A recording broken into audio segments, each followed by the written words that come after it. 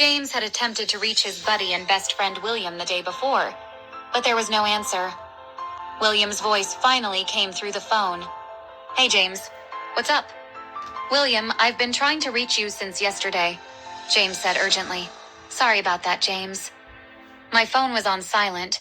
I had a lot of work yesterday and arrived home late, so I didn't check my phone." "What's going on?" William replied, sensing James's urgency. James took a breath before continuing. "The time has come, brother. Do you remember our conversation last time? I need to teach that so-called wife of mine, Jocelyn, and her family, a lesson for betraying me and causing me so much hardship. You said, whenever I'm ready, you'll help me." William's tone turned serious as he recalled their previous conversation. "Yes, James, I remember. But are you sure about this?" James's voice hardened. "I've thought long and hard about this, William. I can't let them get away with what they've done to me. They've destroyed everything I've worked for and everything I've believed in. I need to make them pay. Jocelyn has started to act arrogant. I need to act first while they think I am at my lowest point." William's voice grew serious on the other end of the line. "James, you know I'm always here for you. I too was saddened by what they did to you all these years. You need to give them a taste of their own medicine. I'm done playing nice, Will. They've been stepping all over me for too long and I've had enough. It's time to show them who's in charge," James declared, determination in his voice. "All right, James, I've got your back.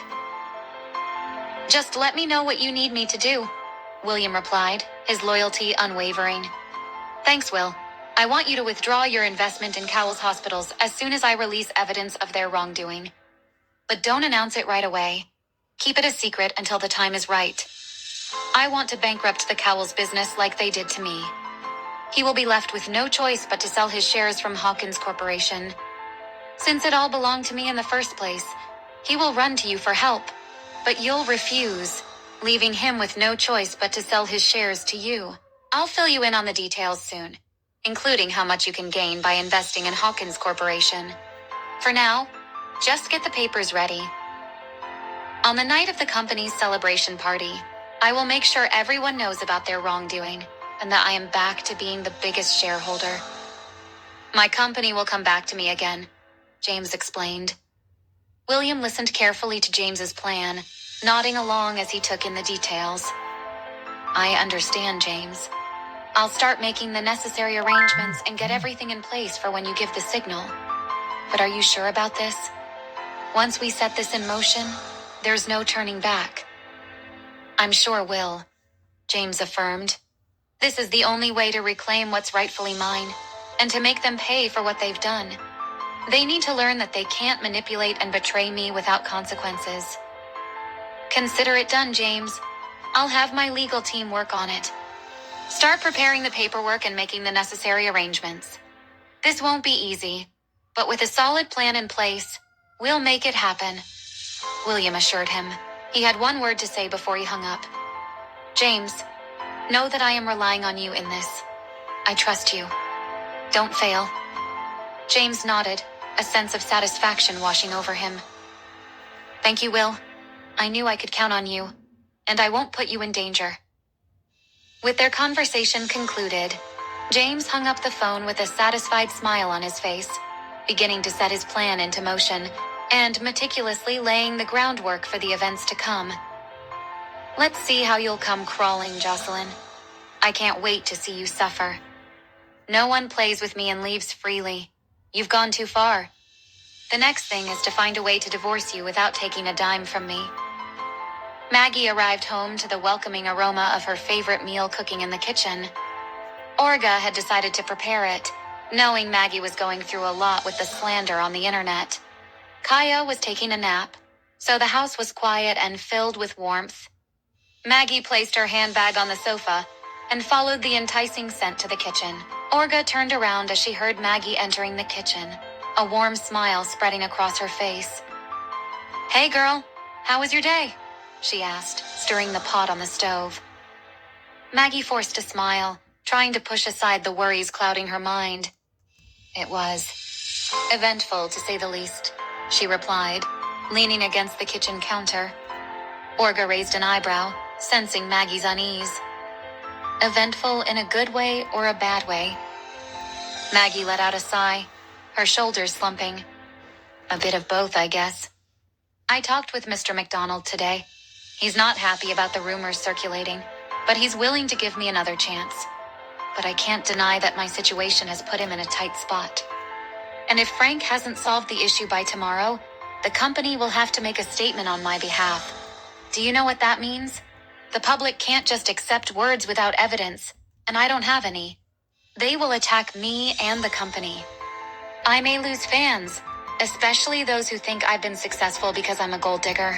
In other words, they'll see me in a negative light. If that happens, what will happen to my album launch? Olga turned off the stove and approached Maggie, placing a comforting hand on her shoulder. Don't worry. Trust Frank. He will find a solution before the day ends. Olga paused for a moment before continuing. What is it, Maggie? I know you well, and I can tell there's more bothering you. What else happened? Maggie hesitated for a moment before deciding to confide in her best friend. I was offered a performance opportunity at the Hawkins Corporation's anniversary celebration party. It's a big deal, but I can't shake off this feeling that it's somehow connected to everything that's been happening lately. Olga furrowed her brows, concern evident in her eyes. The Hawkins Corporation? What does James want? Maggie nodded grimly. Yes, Olga. I think maybe he wants to reach you through me. I thought I would never meet him, and if I turn down the offer, I might be on bad terms with the company, because it's a lot of money. And secondly, they sent the invitation to the company, not to me directly. Probably because they thought I might turn it down. Thirdly, the company wouldn't dare go against James Hawkins. Olga took a moment to ponder. Her expression was thoughtful. Then accept the offer. You have to attend, Maggie. Look, I am fine. Just when you're there, make sure you ignore him. He won't do anything because of how he treated me. If he is guilty, he will try to approach you, but don't give him a second of your time. Maggie nodded, her resolve firming. You're right, Olga.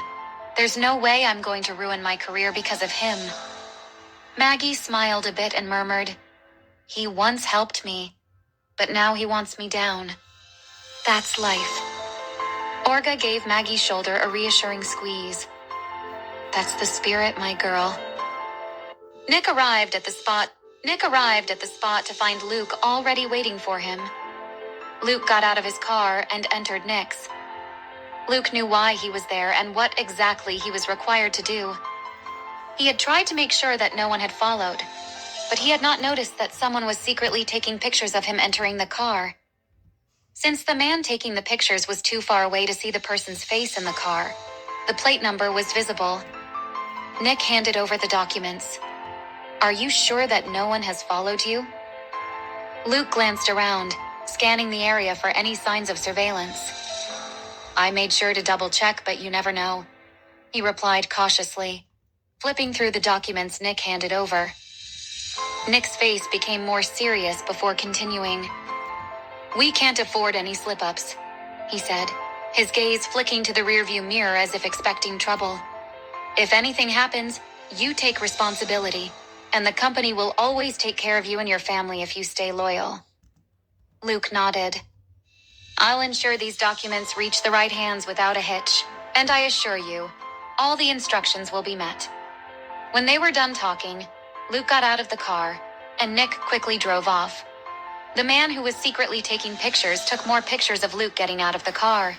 When Luke's car had already disappeared, he sent the pictures to someone. Pictures, followed by a call. The person at the other end of the call spoke first. Thank you for the good work. Now follow that man wherever he goes. I know when he will be alone. I want to meet him as soon as possible. The man at the other end of the call was none other than Frank Miller. He was just as cunning and calculating as James. His voice dripped with a mixture of satisfaction and anticipation as he issued his instructions to his operative. Luke also drove off after Nick's car had disappeared, keeping a keen eye on his surroundings, wary of any potential tales. He couldn't shake off the feeling of being watched, but he attributed it to his nerves. He was wondering how he had found himself in this kind of situation of being threatened to do something. He wanted power and fame as the first journalist in the city, but at what cost? Not only would he be in danger if things went wrong, but even his family would be affected. His eagerness to be first and achieve more cost him his freedom, but he was okay with it, as long as he didn't make a mistake. Frank looked at the pictures that he had just received. The face of the man in the picture was blurry. He couldn't identify who the person was. He made another call. As soon as the call got connected, Frank said, "Look at the plate number I just sent you. Can you help me to know the owner of the car?" The person at the other end of the call responded with an affirmation.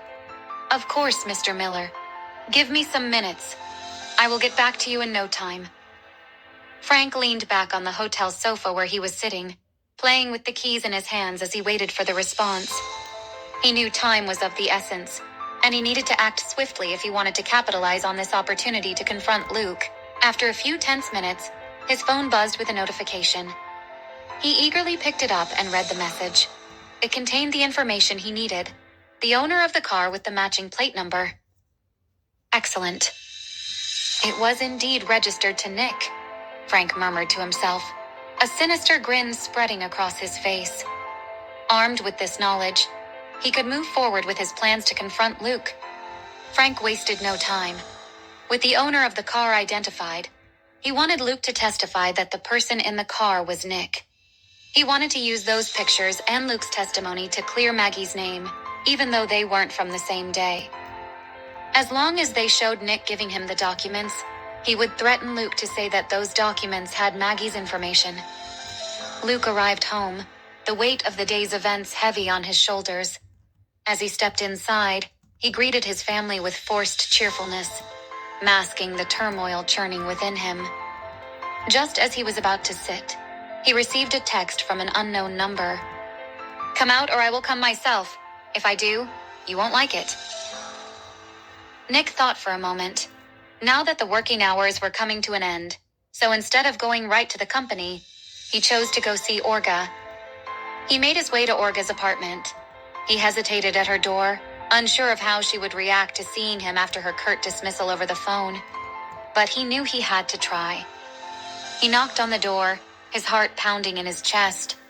After a moment, the door opened, revealing Maggie standing there, her expression guarded. She looked at him with disgust. He knew Nick worked on James's orders, but at least he should have warned them. Olga was still cooking in the kitchen, and seeing that Maggie took too much time on the door, she went over to see what was going on. Nick felt a surge of anxiety as he faced Maggie's guarded expression. He knew he had to explain himself, even though he dreaded her reaction. "Maggie, please, I need to talk to you too. Especially Olga," Nick pleaded, his voice tinged with urgency. Maggie's gaze remained firm, suspicion still evident in her eyes. "What for? Why should we talk to you after what you've done? You knew my career was on the line, yet you used me as a stepping stone. You sacrificed my life. May I know why? Of course you are going to shift the blame on James when you had your part in it. You called Frank, but you hung up when he asked you who the girl was. You knew it was me, yet you ignored my feelings and my career on the line. Now, because Olga has lost faith in you, you came to act nice?